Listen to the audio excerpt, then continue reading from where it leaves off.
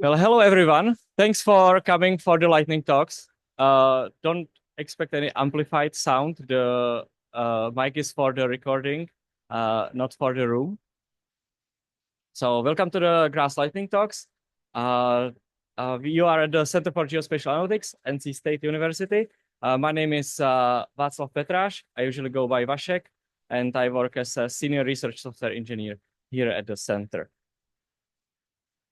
The GRAS, alias Geographic Resources Analysis Support System. We are now in the middle of our rebranding. So as you were coming in, you saw our new banner. In the room, we have our old banner from last year.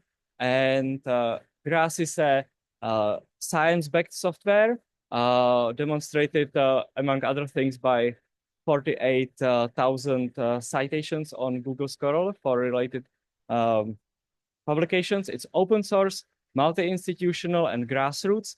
There are 10 different, or people affiliated with 10 different institutions on the core development team, but there are 3 different people from NC State as of this week, with the last core developer being approved, being Corey White.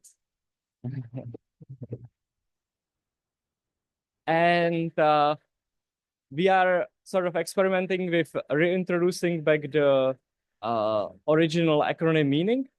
But whether or not we are using it, GRAS mission is bringing advanced geospatial technologies to the world, which hopefully is also demonstrated by the citations. The lightning talks and receptions are brought to you by 2 main sponsors, the US National Science Foundation and the Center for Geospatial Analytics here at NC State is providing the reception and the space. But I would like to thank the speakers who I had to force. Yeah, not what I wanted to say, but so basically that's what I had to do. And